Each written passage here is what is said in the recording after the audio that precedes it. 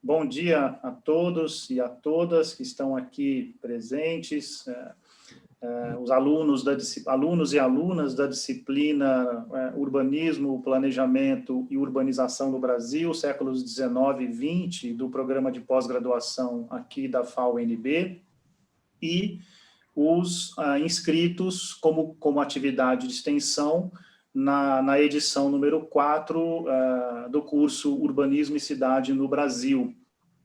A conferência que abre o curso de extensão e que dá encaminhamento às atividades da disciplina será proferida pela professora doutora Sara Feldman, que é livre docente sênior no Instituto de Arquitetura e Urbanismo da USP em São Carlos. Ela vai fazer uma conferência que tem como título Instituições de Urbanismo no Brasil na década de 30. Então, eu agradeço a Sara por ter aceitado o convite e seguimos. Sara, muito obrigado. Bom dia a todos. Eu que agradeço o convite do Rodrigo de falar para alunos e também para colegas pesquisadores aqui na plateia. E é um tema sobre o qual eu gosto de falar. Mas o que o Rodrigo me pediu é falar de instituições de urbanismo no Brasil na década de 30. Uma questão que eu abordei na minha livre docência, que foi em 2008, portanto, há 12 anos, e de lá para cá eu venho trabalhando, quer dizer, a minha livre docência é parte de uma pesquisa sobre instituições de urbanismo no Brasil, que eu faço, né, há muitos anos via CNPq e que tenho orientações de alunos. Então, ao longo desses 12 anos, eu fui trabalhando as instituições de urbanismo e num período que vai dos anos 30 aos anos 70. Então, a primeira coisa que eu queria colocar é como eu trabalho as instituições. Eu trabalho as instituições como espaço de embates, nunca como espaços monolíticos, e as instituições como parte ativa da construção do ideário, dos instrumentos, das práticas urbanísticas, numa relação com os processos formais e informais que ocorrem nas práticas urbanísticas. E elas, então, não são simplesmente containers de ideias, né? Então, e nem não trabalho como uma visão de algum aspecto específico do urbanismo. Então, eu queria dizer por que a década de 30, né? A década de 30 tem uma grande discussão sobre a década de 30, do significado político dela, que eu não vou entrar agora, mas se é revolução ou não, mas eu me alinho à interpretação de que a década de 30 não foi uma revolução, ela foi uma negociação entre as elites agrárias e urbanas, e não houve uma oposição entre as camadas urbanas, industriais e as classes dominantes agrárias. Tem vários autores que trabalham isso, Luciano Martins, enfim, tem toda uma bibliografia sobre isso, mas eu acho que nesse momento que a gente está vivendo, é importante abordar esse aspecto. Quer dizer, a gente tem na nossa história do Brasil, é sempre um arranjo, um acordo. Foi assim com a ditadura, com a anistia, né? E a década de 30 também. Então, eu trabalho esse período entre a década de 30 e a década de 70 como um ciclo de institucionalização do urbanismo e do planejamento. Estou usando os dois termos porque tem uma mudança na terminologia no Brasil e que vai, né? E os anos 30 e 79 são marcos importantes. Então, 1930 é um momento em que dá início a inserção dos urbanistas no processo de renovação geracional de uma elite burocrática, e os urbanistas se mobilizam pela criação de um espaço de atuação exclusivo no âmbito do projeto de modernização da administração pública que é empreendido por Getúlio Vargas. O 1970 é o momento em que se cria o Conselho Nacional de Desenvolvimento Urbano, o CNDU, é a instituição federal com a função exclusiva de propor uma política nacional de desenvolvimento urbano, e vai acontecer no processo de reforma administrativa que se inicia em 1967, já durante o regime militar. Então, do ponto de vista do quadro jurídico institucional, é um período de profundas mudanças, né? O Vargas assume o poder como chefe do governo provisório em 1930. Em 1934, ele é eleito pelo voto indireto, e a partir de 1937, ele governa como ditador quando se iniciou o Estado Novo, que perdurou até 1945. Em 1946, tem início o chamado período democrático, que é interrompido em 1964, quando se instalou a ditadura civil-militar por 20 anos. E agora nós temos um outro período com um espaço de cerca de 20 e poucos anos. Então, ao longo dessas 5 décadas, instituições foram criadas, extintas, às vezes em intervalos muito pequenos, mas essas mudanças e interrupções, elas só configuram um processo que não é linear, mas onde há permanências, rupturas, adequações, acomodações, né? Então, eu trabalho do ponto de vista que as temporalidades das ideias e de gerações de profissionais que permanecem atuantes, elas não coincidem necessariamente com as temporalidades das mudanças jurídico-institucionais, né? Sem dúvida, essas mudanças repercutem, mas há constantemente a permanência ou emergência de ideias dissonantes, que é fruto de atuação de gerações de urbanistas nas instituições de urbanismo, nos planos, e que repercutem nas instituições, nos planos, projetos, regulamentações, nos documentos e também nas cartas constitucionais, né? É sempre um processo bastante contraditório. Acho que o Estatuto da Cidade é um exemplo claro dessas contradições. Então, mas o que fundamenta a ideia de um ciclo de institucionalização é a concepção do Estado como principal agente do planejamento, o padrão de urbanização acelerado e uma urbanização crescentemente concentrada do ponto de vista populacional e econômico, e concentrada em metrópoles conurbadas e coesas, que é o padrão de crescimento da chamada metrópole industrial.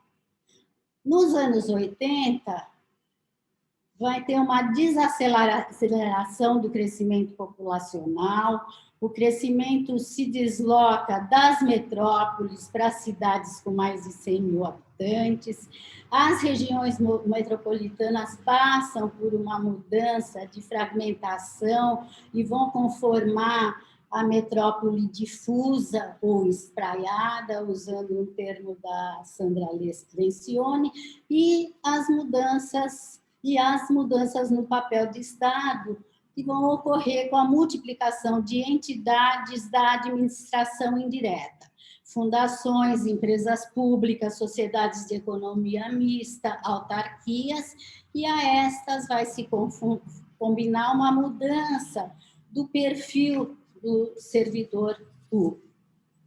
Então, Aqui tem o decreto, né, que institui o governo provisório, né, só para contextualizar um pouco, né, que todas as instâncias legislativas, elas são dissolvidas, né? Opa, desculpe. Ué, não está voltando. Tá aqui.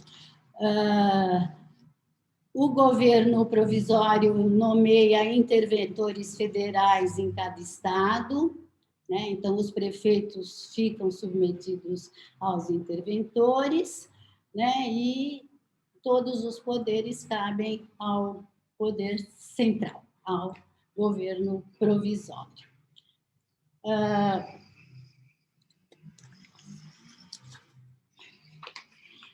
Aí, em relação à relação entre industrialização e urbanização, a década de 30 é um momento importante, e aí eu recorro a dois trabalhos clássicos, né?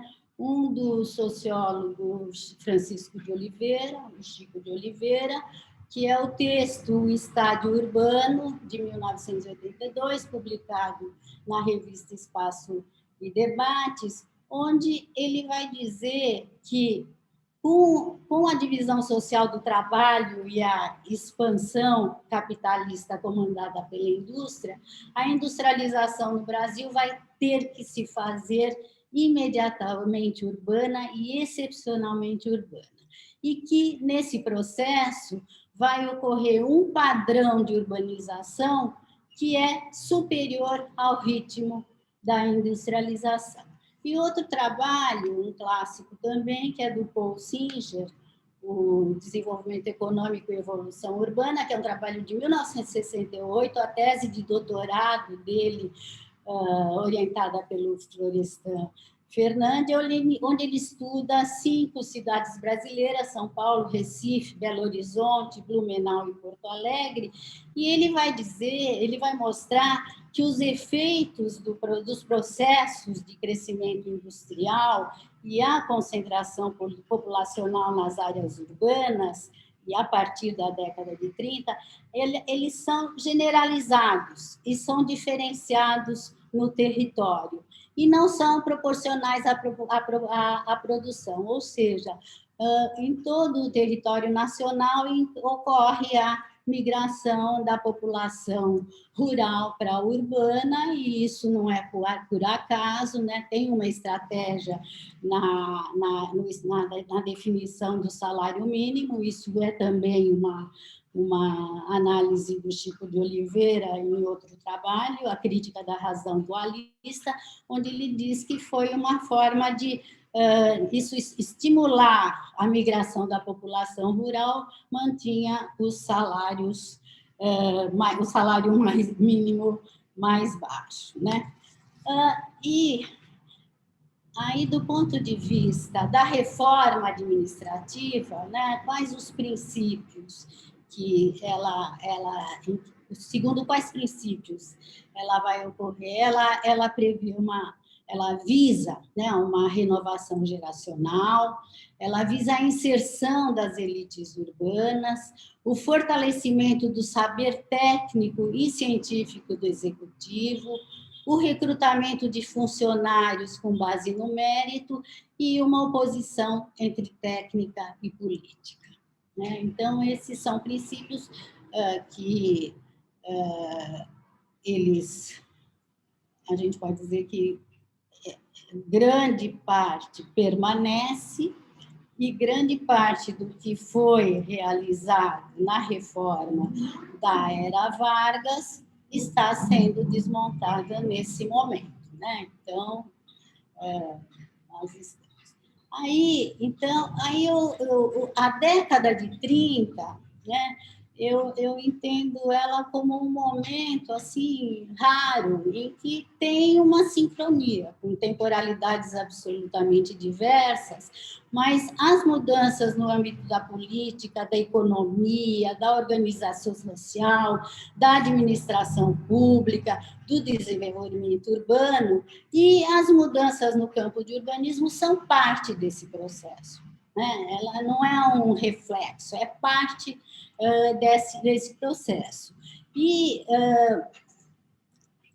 tem uma sintonia muito grande dos profissionais urbanistas com esse novo estágio da realidade urbana industrial. Eu acho que é um momento em que isso fica muito claro, que as mudanças que estão ocorrendo nas cidades, ela força a reconstrução de saberes e das práticas urbanísticas instaladas nas cidades brasileiras. Então, a inserção profissional, mas toda essa perspectiva, né, dos urbanistas, a inserção profissional, as questões que eles formulam e enfrentam na década de 30, não se constituíram como um repertório autônomo e exclusivo de uma categoria profissional. São parte de um processo mais amplo. E aí, né, tem aqui, quer dizer, tem 2 órgãos, né, que são criados na década de 30, em que esses horizontes do urbano vão ser tratados e trabalhados estruturalmente. Um é o IBGE, o Instituto Brasileiro de Geografia e Estatística, que ele se origina na criação do Instituto Nacional de Estatística. Esse documento é o documento que designa o José Carlos de Macedo Soares para dirigir o INE em 1936, e em 1938 é criado o Conselho Nacional de Geografia, que juntamente com o INE acaba por constituir o IBGE. E o IBGE ele vai se organizar de uma forma impressionante, com profissionais absolutamente qualificados, para a produção de conhecimento sobre a realidade urbana e a realidade do território nacional, né? Isso daí vai acontecer com a contratação de profissionais especialistas em censo, em planejamento regional, em cartografia, na criação de um sistema cartográfico. E, para dar um exemplo muito claro, com a contratação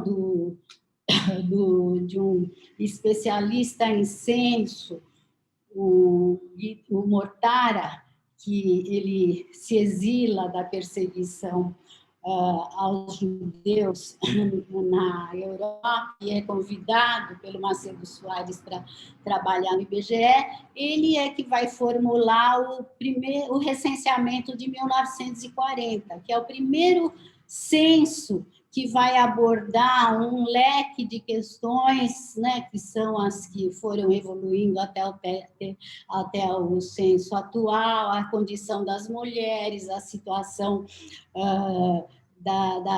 a diferença, né, de vínculos empregatícios, de atividades, de serviços e comércio e indústria, enfim, ele coloca o censo num patamar, né, em que é possível realizar as séries históricas. E aí tem outros profissionais, e com isso vai-se organizar uma produção de conhecimento sobre o território brasileiro do ponto de vista da estatística, da produção de cartografia, da elaboração de regionalizações, né? Isso continua até hoje, e que vão ser fundamentais para o campo do planejamento territorial. Aqui tem essas 2 imagens aqui. Uma quer dizer, o IBGE é criado em 38, e em 1940 tem uma exposição nacional de mapas municipais, que é o 2º aniversário do IBGE,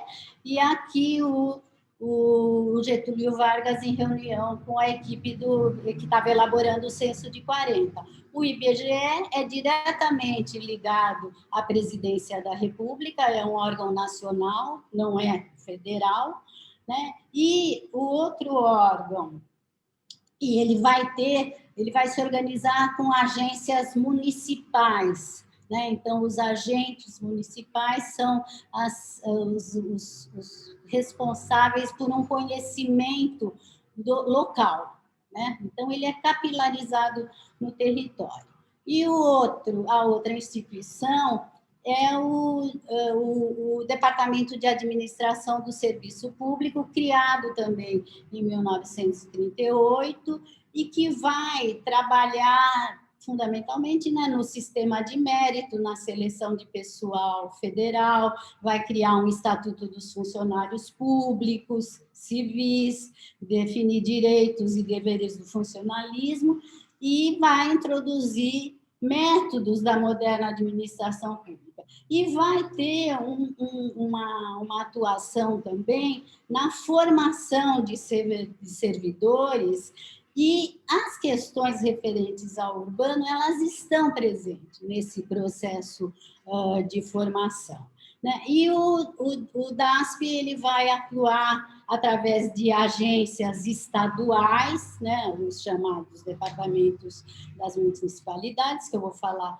mais adiante, e que o interventor é que vai ter o poder sobre os municípios, né? Então, são essas duas instituições, e mais adiante eu vou falar da criação das universidades. Mas, nessas duas instituições, né, se destaca, né, elas são dirigidas, né, por um grupo de pessoas, né, na direção, vinculadas ao movimento municipalista. O Rodrigo vai falar sobre municipalismo para vocês, eu vou pegar sobre um aspecto, né? Quer dizer, os municipalistas, e aí o Teixeira de Freitas, que vai dirigir o IBGE, e depois o Simões, que vai dirigir o DASP, quer dizer, eles trabalham numa perspectiva de colocar o foco central no município, mas da modernização do interior, né? E a crítica à crescente urbanização e desestruturação do rural, né? Essa vai ser a visão que eles vão colocar, e vão trabalhar, do ponto de vista administrativo, na cooperação entre as diferentes esferas de governo, tendo o município como foco central. Então, essa cooperação entre as diferentes esferas de governo, esse foco no município, sem dúvida, tem uma perspectiva política, né, do Vargas, né? Tem uma relação que se estabelece entre a centralização do poder federal e o município, e que o Marcos André Mello chama de paradoxo. Eu me pergunto até onde há um paradoxo, porque, na verdade, eu entendo como um projeto, realmente, que vai se realizar, né? Então, tem esse contexto todo de produção do conhecimento urbano, da perspectiva administrativa, e que os urbanistas eles vão encontrar o caminho deles vai estar muito vinculado a tudo isso. Então, o que os urbanistas estão colocando, né? Eles estão fundamentalmente reivindicando, quer dizer, um espaço na administração pública, mas em termos da concepção do urbanismo, o que eu estou chamando aqui do alargamento da concepção do urbanismo, onde a questão da interdisciplinaridade, as múltiplas escalas territoriais e o controle da expansão urbana são aspectos que serão tratados na própria década de 30.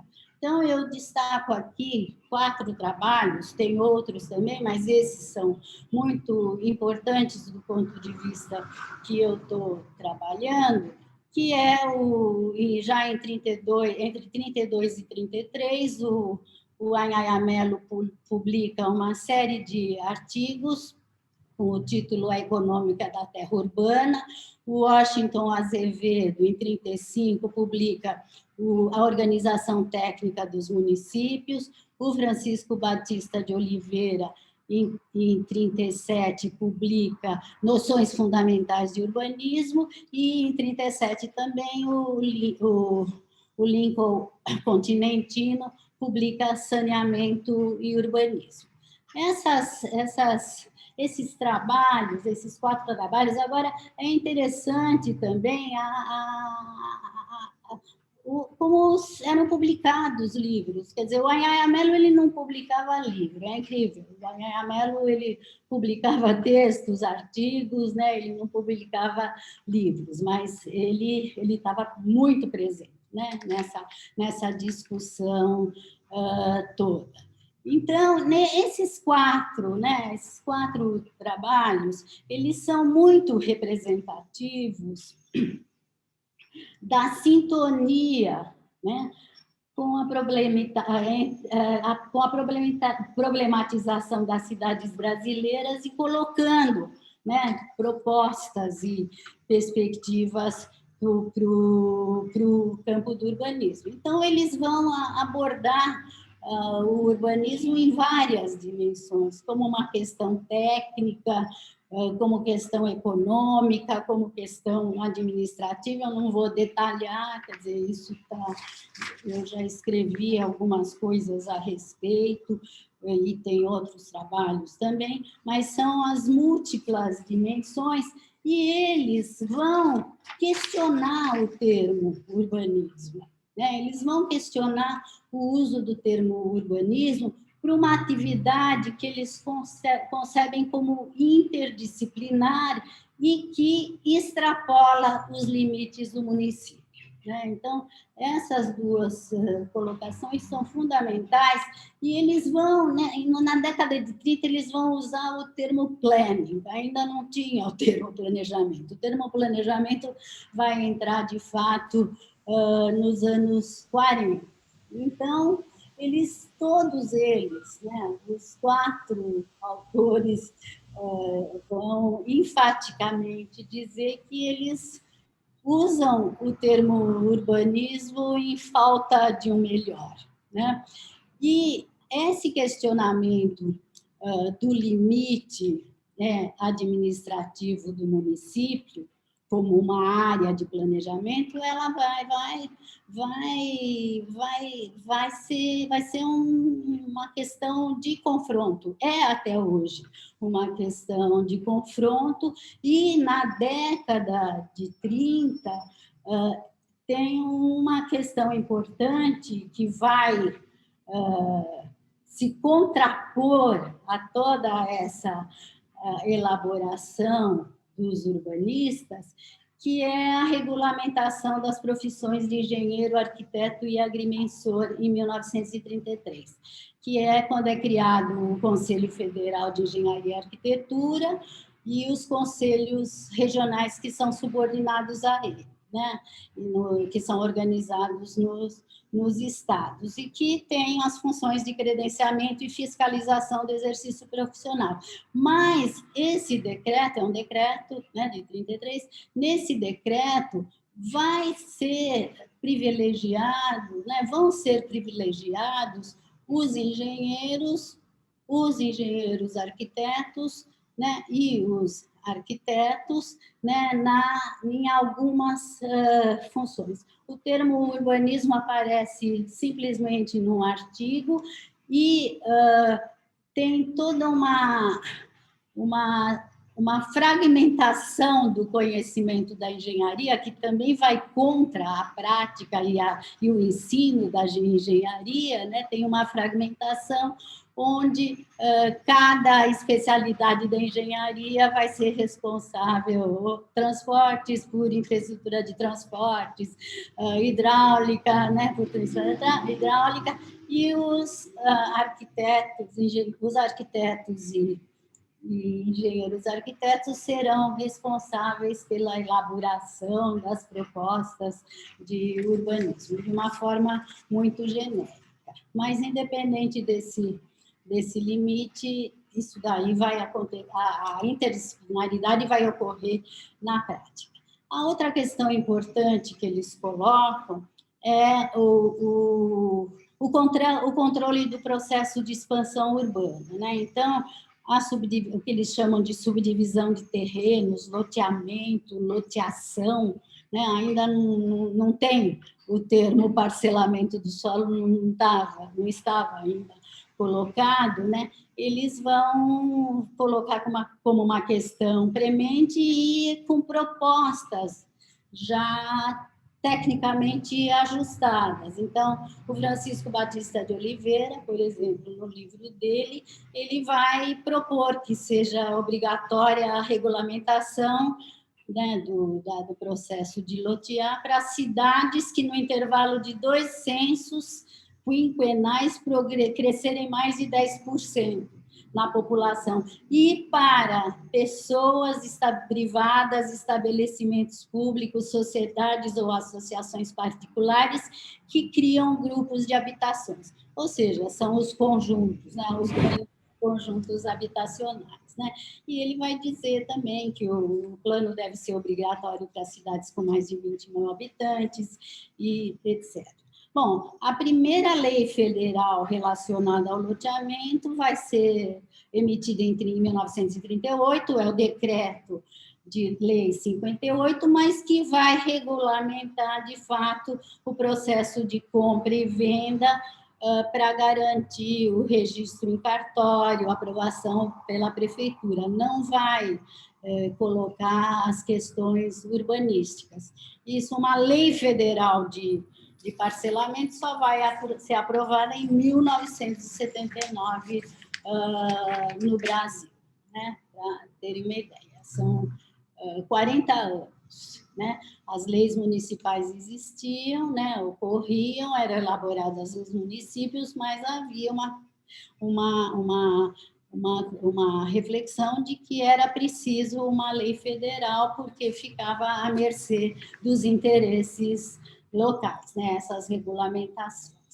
Aí, as instituições de urbanismo que são criadas na década de 30, que são importantes, é a Comissão do Plano e os chamados Departamento das Municipalidades, né? Então,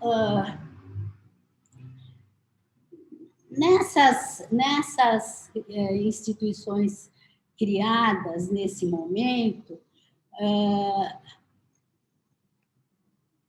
vai ter, quer dizer, o que os urbanistas vão trabalhar é a dimensão do município, né? É fundamentalmente a dimensão do município e vai ser fundamentado, né? Isso já estava na Constituição de 1891 e até hoje, né, está na Constituição, que os municípios serão organizados de forma que lhes fique assegurada autonomia em tudo quanto respeite ao seu peculiar interesse. Essa ideia de peculiar interesse é uma discussão enorme que existe, né, em relação ao significado dela, porque ela é absolutamente vaga, né, e somente agora, né, nos pós-Constituição de 88, é que foram criados a possibilidade dos consórcios entre municípios e tudo mais. Mas essa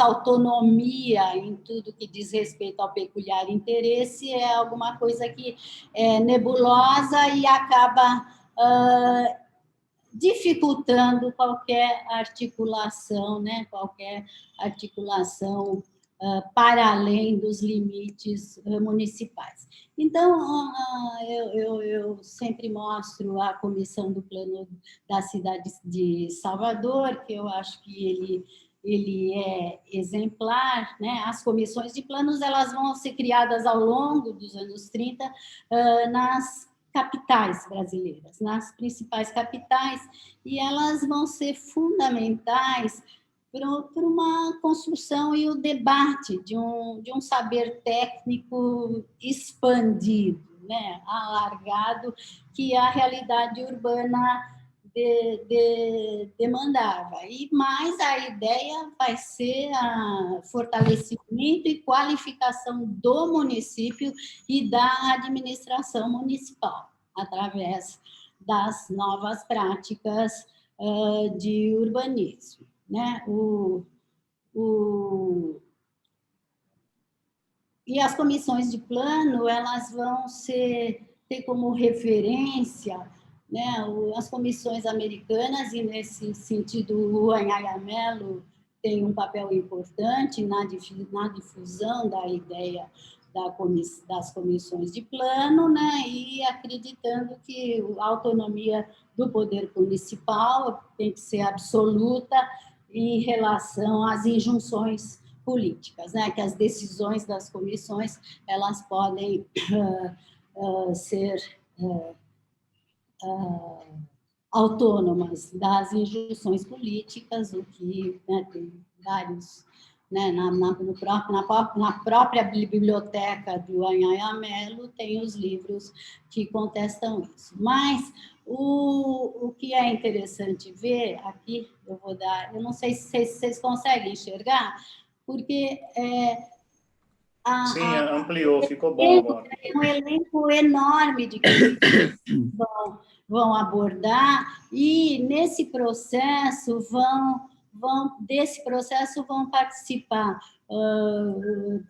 representantes do governo do estado, de prefeitura, o Rotary Club, que é fundamental, eu vou falar mais adiante um pouco, o Touring Club em Salvador, porque tinha a perspectiva do turismo já, devido ao patrimônio, as secretarias do interior, membro da comissão Rockefeller, enfim, dependendo do tema, né, tem uma articulação assim de representação de setores, né, os setores que naquele momento eram reconhecidos, né, e que é um ensaio, é um laboratório, eu acho que o termo laboratório está sendo usado exaustivamente, mas é uma experiência, né, de trabalho, né, de um diálogo entre diferentes agentes, numa perspectiva interdisciplinar, e que vão, né? E as comissões de plano vão variar muito entre as capitais. Algumas são para discutir planos já elaborados, outras, a Salvador ainda não tinha um plano, né? Então elas vão se organizar em função das questões, né? Também localizadas, né? Por exemplo, a questão do patrimônio vai entrar na Comissão de Plano de Salvador, do Recife, onde tem uma massa, né, de arquitetura e colonial presente, né? Mas aí eles vão trabalhar também sempre a questão da organização do município, né? Então, essa é muito interessante, que não sei, a letra pequena é difícil, mas eles vão dividir, o Conselho Municipal, eles vão dividir o que é parte política e representativa e o que é parte técnica e administrativa, né? Numa clara crença, né, da divisão entre técnica e política, né? E vai ter aqui a diretoria de urbanismo, né? Que vai ter a seção de agricultura, parques e jardins e urbanismo e expansão da cidade, porque em Salvador a discussão na Semana de Urbanismo, né? Em 1935, ela vai ser convocada também pela organização a agrária, que eu não lembro o nome, a Ana Fernandes, Alberto, a Sociedade Amigos de Alberto Torres, o núcleo da Bahia. Tá? Agora, o que é importante destacar em relação às comissões, eu acho, é que que plano, né? Era uma pergunta. Não se colocava, né? Ainda não tinham, né? Um formato preciso de plano, né? Era uma busca, né? Os planos que vinham sendo elaborados nos anos 20 e 30 por eminentes profissionais nacionais e estrangeiros, eles são objeto de acirrado debate, porque eles ainda não incorporam as questões colocadas como prementes, né, ao longo da década de 30. E não se realizam como planos que expressam uma concepção alargada de urbanismo no nível em que estava sendo demandado, e não visam o controle do crescimento urbano em todas as dimensões. Quer dizer, o plano do Agache para o Rio de Janeiro talvez seja o que abranja uma parte significativa das questões que estavam sendo colocadas, mas ele também não é assumido como modelo. Então, é um momento de embates de ideias, de questionamentos, que já se esboçavam na segunda metade dos anos 20, mas que vão atingir um grau de articulação favorecido pelas condições de institucionalização colocadas nesse governo, na era Vargas e no governo autoritário. Aí, a questão dos departamentos das municipalidades, né, na Constituição da República, na Constituição de 1934, vai ser dito que o Estado, né, vai criar órgãos de assistência técnica à administração municipal, para a administração municipal e fiscalização das finanças. Né? Então, o Estado, quer dizer, na esfera estadual, né, no controle dos municípios. Né? A ideia de assistência técnica, ela surge nesse momento, né? Ela até hoje, quer dizer, ao longo desde então, ela é um campo de atuação de urbanistas de diferentes formas, né? Mas a assistência técnica ela vai ser incorporada na administração pública, né? O CEPAM, que é criado em São Paulo, ele vai trabalhar, né, nessa assistência aos municípios no campo do urbanismo. E então, os departamentos das municipalidades, quer dizer, os urbanistas, eles vão criar um espaço dentro desses departamentos das municipalidades para orientar os municípios em questões básicas, né? Instalação sanitária, de reservatório, ligação de água, né? E também na questão do traçado urbano e também de regulamentação. Né? O Anhaya Mello, em 1940, ele publica, é publicado em 1940, umas normas gerais de construções e urbanismo para as cidades do interior de São Paulo, né? A partir do departamento administrativo em São Paulo. Então, os departamentos das municipalidades ou departamentos administrativos, eles vão ser criados em várias cidades do Brasil. O Celso Furtado, por exemplo, que foi funcionário do DASP, ele trabalhou no departamento das municipalidades de Niterói, certo? Então, é isso. E aqui algumas imagens, né? o Agache, com o diretor do Departamento de Administração de São Paulo, né? E outros urbanistas que eu não consigo identificar, a reunião do Conselho Diretor, do Plano Diretor de Porto Alegre, que o plano foi elaborado pelo GLADOSH, o GLADOSH apresentando o plano para o Conselho, então tem toda uma dinâmica aí, e os departamentos das municipalidades vão ser claramente colocados como para cidades pequenas, as cidades do interior. Então, isso está muito articulado com toda a perspectiva municipalista de valorização das cidades do interior, né? Tem toda uma coerência aí que é importante perceber.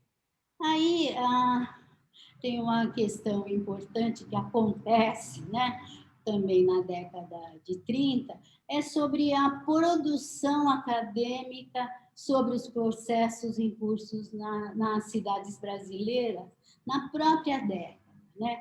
E vai ocorrer principalmente em estudos realizados por geógrafos, antropólogos, historiadores que se vincularam à Escola Livre de Sociologia e Política, que é criada em 1933, em São Paulo, a Faculdade de Filosofia, Ciências e Letras, que é fundada com a criação da USP em São Paulo, em 1934, e a Universidade do Distrito Federal, criada em 1935, no Rio de Janeiro.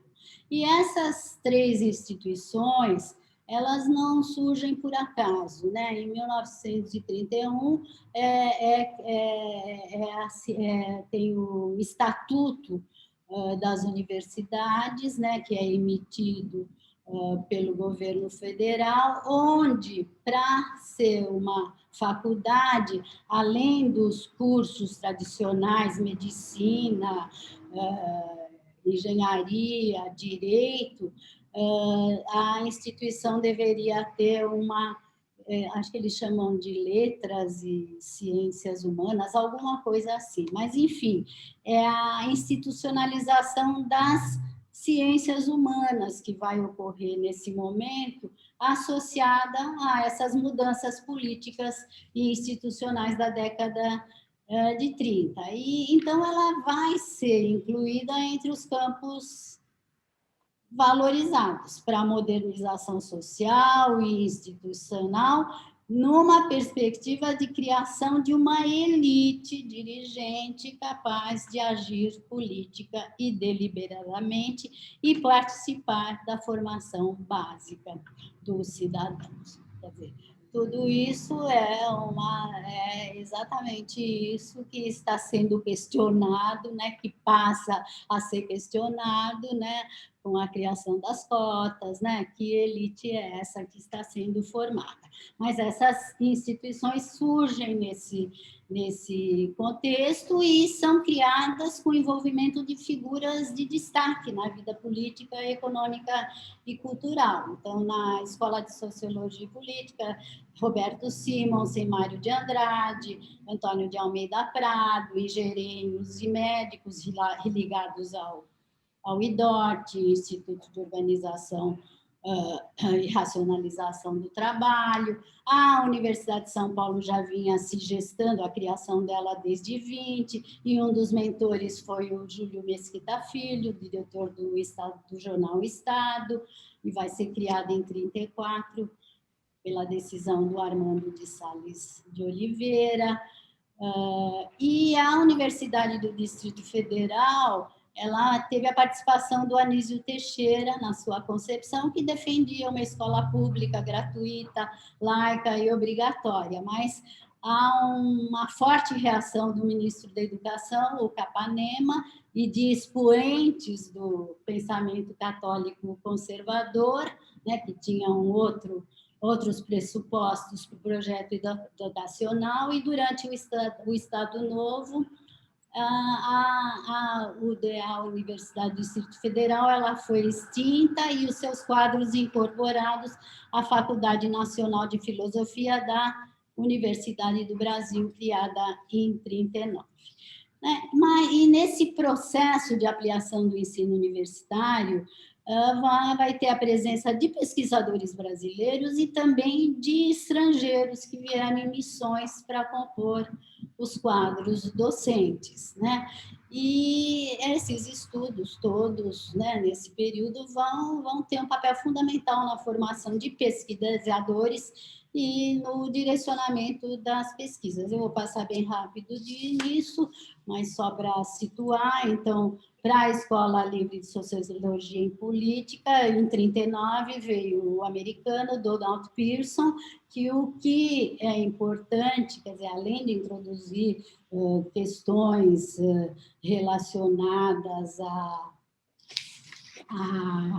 estudos de comunidade, os chamados estudos de comunidades, porque ele faz um trabalho na Bahia sobre população negra, isso em 1935, ele vai criar uma seção de pós-graduação em sociologia que é voltada para o desenvolvimento de pesquisas. Então, é o primeiro núcleo de pós-graduação em sociologia criado e que muita gente vai se formar lá, o Iane, vários sociólogos aí de destaque, que depois estarão na USP e em outras instituições. E na USP, na década de 30, no campo de sociologia, vão estar o Bastide, na antropologia o Levi-Strauss, o Fernando Brodel, história e outros. E também na Universidade do Distrito Federal, Eugênia Albertini e Henri Hauser.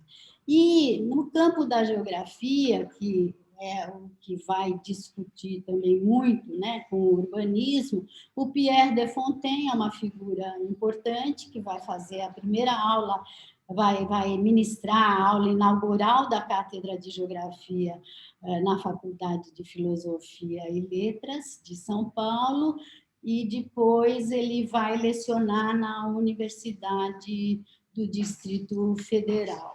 E em São Paulo, no lugar do de Fontaine, vai assumir o Pierre Monbeck, né? E é interessante, quer dizer, isso é um trabalho que eu fiz agora e que vai ser publicado num livro que eu estou organizando, com eles orientando sobre as instituições de urbanismo. Tanto Pierre de Fontaine como o Pearson, eles vão ter uma relação com o IBGE e com o DASP, respectivamente. Quer dizer, né, tem uma relação que vai ocorrer. Agora, já tinha produção em sociologia no Brasil, já tinha o Josué de Castro, no Recife, Arthur Ramos, o Gilberto Freire, né? Quer dizer, tinha uma produção no campo da sociologia, mas o que vai acontecer é que vai reorientar, né, como uma estrutura institucionalizada dentro das universidades. Aí já uma perspectiva, uma outra questão que é fundamental, né, na década de 30 é a relação entre habitação e urbanismo, né, e que isso vai... o campo de conhecimento que era exigido, além de direito, medicina, engenharia, era a educação, ciências e letras. Só para... eu não lembrava o título, né? Então, a habitação e o urbanismo, né, é uma questão importante, né, que vai ser abordada já na década de 30, né, e que ela vinha, né, ela vai estar presente de forma muito evidente no primeiro Congresso Brasileiro de Urbanismo, que é realizado em 41, no Rio de Janeiro, e também nas Jornadas da Habitação Econômica, também em 1941, em São Paulo e Rio de Janeiro. Mas esse processo de articulação entre habitação e urbanismo vai se dar de uma forma bastante clara com a participação de representantes do governo federal, dos órgãos vinculados à produção de habitação, né, do IAPI, e do Instituto Nacional de Tecnologia, que era na divisão que trata da construção, né, de habitação, porque a habitação, aí o trabalho do navio que mostra, né, de forma primorosa, né, o papel que a habitação assume no contexto da Era Vargas, né, que é a reprodução da força de trabalho como fator econômico na estratégia de industrialização e também como elemento de formação ideológica do trabalhador, né? Isso a participação, né, se realiza em 1939, em Buenos Aires, o primeiro Congresso Pan-Americano de la Vivienda Popular, que é promovido pela União Pan-Americana e pelo governo argentino, onde a habitação ela vai ser o tema exclusivo e reconhecida como problema comum dos países americanos, né? Essa é a importância desse primeiro congresso, e a participação foi o Batista de Oliveira, que representou o Brasil por indicação do Sindicato Nacional de Engenheiros, Rubens Porto, que era do IAPI, integrou a delegação oficial do Ministério do Trabalho, e eles tiveram uma participação importante, presidindo a Comissão de Urbanismo, o Batista de Oliveira, e o Rubens Porto, a Comissão de Aspecto Social. Isso daí foi a inserção do Brasil, né, na questão habitacional numa perspectiva pan-americana, né? Vai ocorrer e vai ter repercussões muito claras que vão estar expressas no primeiro Congresso de Urbanismo e nas jornadas de habitação. E eu coloco aqui, quer dizer, o primeiro Congresso Brasileiro de Urbanismo tem vários estudos realizados, que estão sendo realizados, mas eu coloco ele como a importância dele, porque ele trata de inúmeros aspectos, mas ele vai ter uma parte dele muito importante, que é uma síntese dos processos que ocorreram na década de 30, das discussões, dos agentes envolvidos, dos profissionais envolvidos. Então, até antes da ida desses profissionais para o primeiro congresso, a questão da habitação e do urbanismo estavam sendo tratadas, mas como questões paralelas, né? Então, essa articulação ela fica muito clara nesses dois eventos, que são em 1941.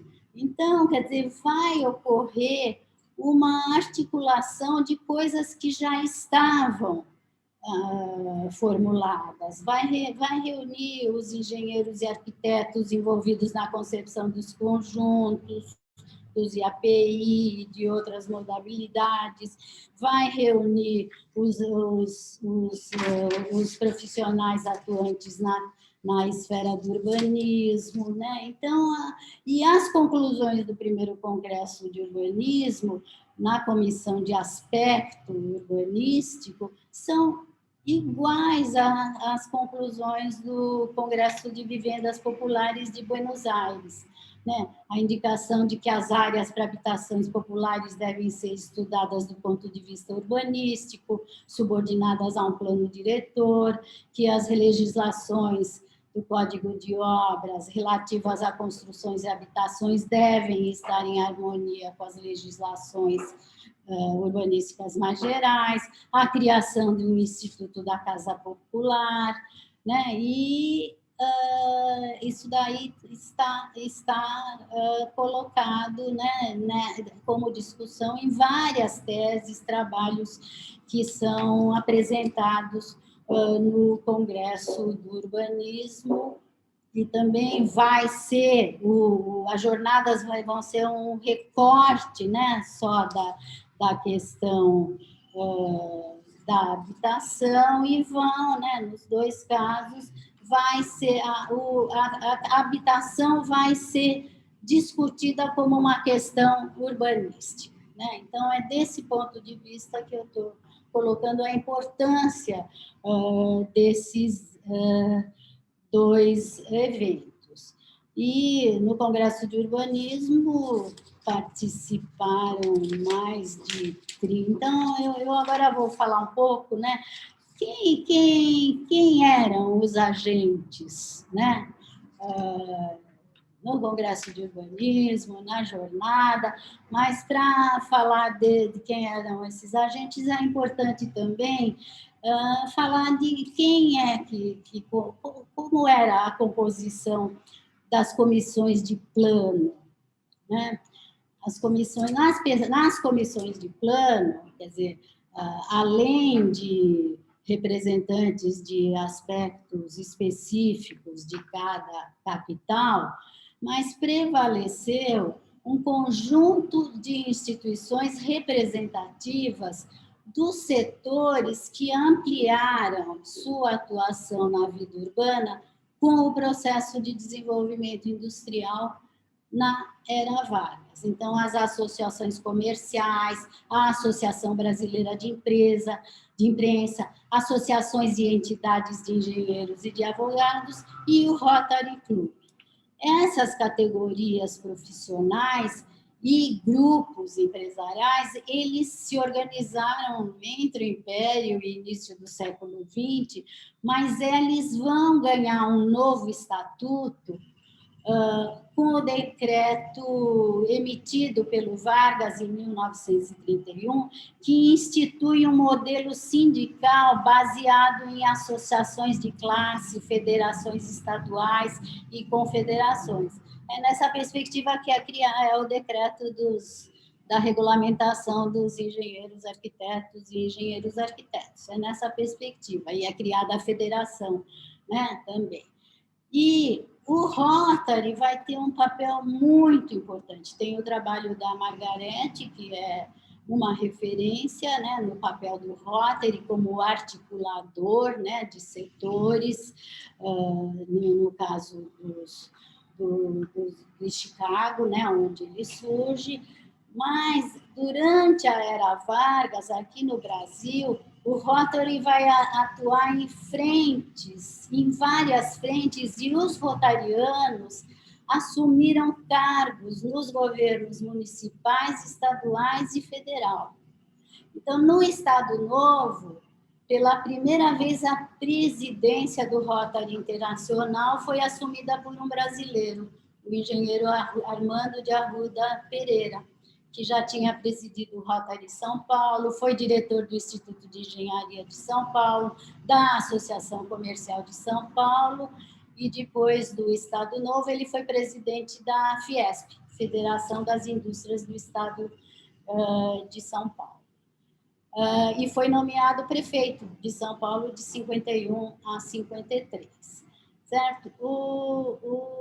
Mas não foi só em São Paulo, certo? Então, por exemplo, no Recife, o engenheiro Lauro Borba, prefeito do Recife entre 30 e 31, indicado por um interventor, que foi presidente do Clube de Engenharia de Pernambuco, ele foi governador de um distrito rotário no período de 33 a 34. E o Distrito Rotário é a primeira instância abaixo do Rotary Internacional, que organiza territorialmente a atuação do Rotary. Na comissão de campanha para a criação da USP em São Paulo, vários eram rotarianos, né? E essa comissão ela atuou desde 1921. O Júlio de Mesquita Filho, por exemplo, o diretor do jornal Estado de São Paulo, mas há outros. Então, ser rotariano naquele momento tem um papel que está por ser estudado. E aí, no Congresso de Urbanismo, o que se percebe é que não ocorreu necessariamente a ampliação de setores da sociedade civil representada, mas de novas formas de associação das mesmas categorias que prevaleciam nas comissões, como efeito dos decretos que regularam a sindicalização de classes patronais e também de profissionais liberais. Então, é o caso do Sindicato de Engenheiros, entidades de construtores civis e construtoras. Essas, de fato, ampliaram a representação da categoria profissional engenheiros. E as jornadas, elas foram realizadas por iniciativa do IDORT, com a colaboração do Rotary e com apoio dos empresários paulistas organizados pela Associação Comercial de São Paulo, né? E todo o programa da jornada foi aberto à comunidade, as palestras se realizaram nas sedes do Rotary Club, da Sociedade de Engenheiros, da Prefeitura do Distrito Federal, da Sociedade Brasileira de Economia e Política, da Associação Brasileira de Educação, e foram transmitidas por canais de radiodifusão. Então, essa representação, né, dos setores envolvidos, né, ao longo da década de 30, ela se mostra absolutamente circunscrita, né, e de forma muito clara em todas nas instâncias e também, né, através de 2 eventos que eu estou trabalhando, né, que eu trabalho aqui, que para mim são representativos, né, do que acontece nos anos 30, e isso daí vai ter uma mudança radical a partir de no pós-guerra e que vai repercutir no mundo, né, da questão de setores representativos e no Brasil com muita clareza, né, que vai ser a partir aqui com muita clareza, a partir da segunda metade dos anos 40, né? E aí